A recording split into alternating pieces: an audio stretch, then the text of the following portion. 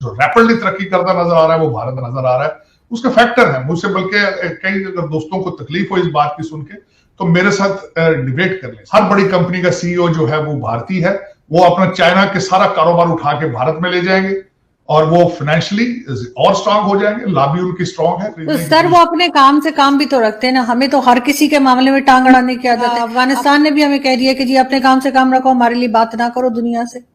नहीं, आप टांग नहीं अड़ाते, आप सिर्फ वहां जाते हैं जहां से डॉलर नजर आए। आप जब अपने मुल्क से बाहर जाते हैं तो वहां पे आपकी इज्जत अफजाई इस लिहाज से होती है कि आपके अपने मुल्क के अंदर हालात क्या है, आपकी अपने मुल्क के अंदर इज्जत क्या है। दुनिया को पहले आप अफगानिस्तान बेचते रहे, अब वो भी फार सेल नहीं है, वो डायरेक्ट कतर के हाथ में चला गया और वहां से खाने को कुछ नहीं है।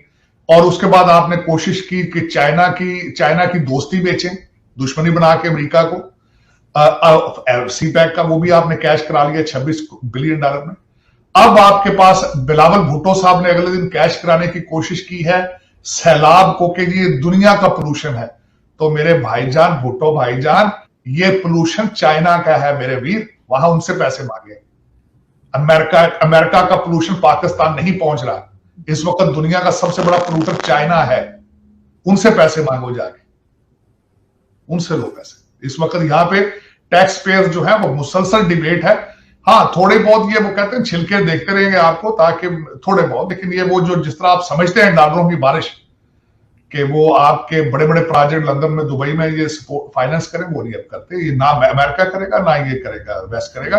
उसकी वजह ये है कि इनको यूक्रेन ही बहुत है। यूक्रेन आज एनेक्सेशन हो रही है वहां पे, और रशिया बिल्कुल स्ट्रांग है, अभी तक वो बड़े खुशी से खड़े हैं और इस वक्त उनको कोई प्रॉब्लम नहीं। और दुनिया की इकोनॉमी वैसे भी स्लगिश है, चाइना की इकोनॉमी भी स्लगिश है। आरजू, मैंने बड़ी डीपली स्टडी किया है, आपकी हर पॉलिसी लीड करती है डॉलर की तरफ और करप्शन की तरफ।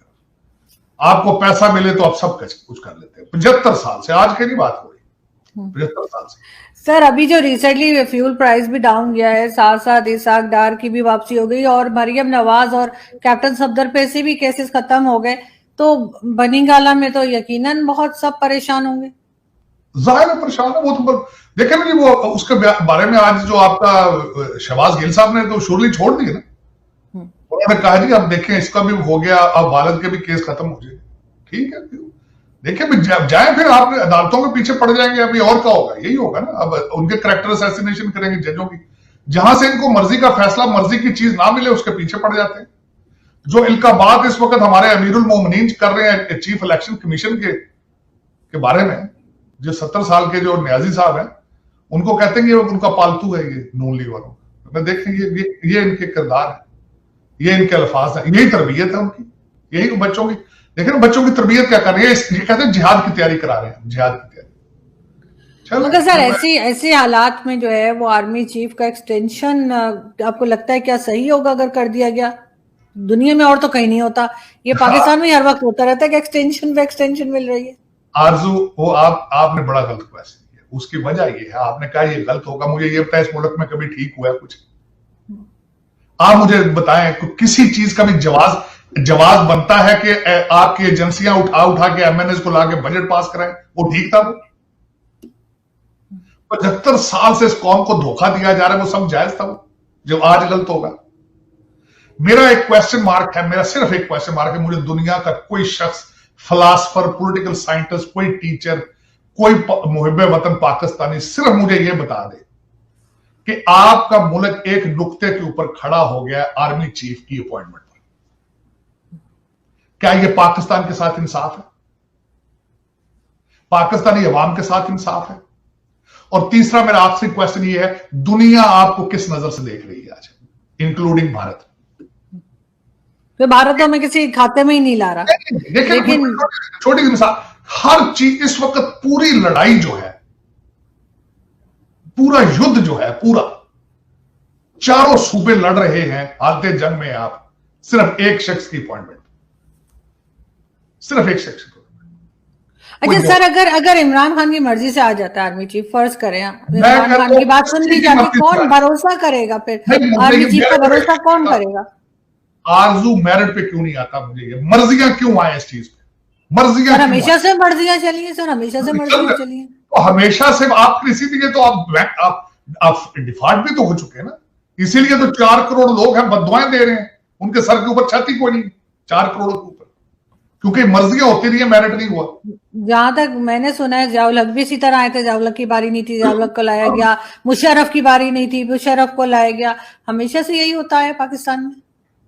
हाँ, यही तो बात है ना, असल में आरजू यही तो इशू है ना। वो कह देते हैं भी हमने किया तो सब कर रहे हैं, यही तो कहते हैं भी हमने कौन सा बुरा किया है, सब कर रहे हैं। मैंने चोरी की, रिश्वत ली तो क्या किया, सब कर रहे हैं, सब खा रहे हैं, यही तो सब हो रहा है, से सब कर रहे हैं, चलो करते। लेकिन देखे ना दुनिया आपको किस नजर से देख रही है। मैं बात तो ये कह रहा हूं कि आप भाग भाग में वॉशिंगटन डीसी में आते हैं, आपका क्या ख्याल, इन्हें नहीं पता कि आपके हालात क्या है।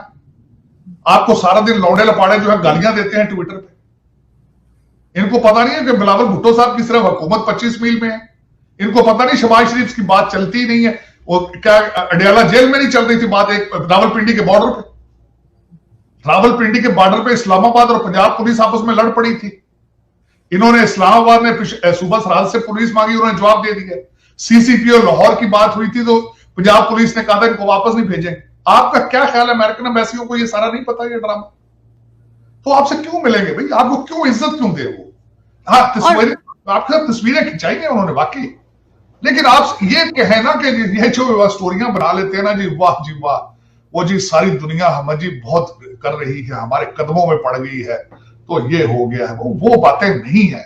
उसकी वजह यह है कि आपके मॉरल्स नहीं है। आपका मुल्क इस वक्त इंतशार का शिकार है, आपका मुल्क ऑलमोस्ट टूट चुका है, क्योंकि सूबे अलग अलग बिहेव कर रहे हैं, फेडरेशन ना होने के बराबर है। मगर सर वो बेचारे कहाँ जाएं जो फ्लड में बर्बाद हो गए, उनकी तरफ कोई नहीं देख रहा है, या फिर अपनी कुर्सियों में लगे हुए।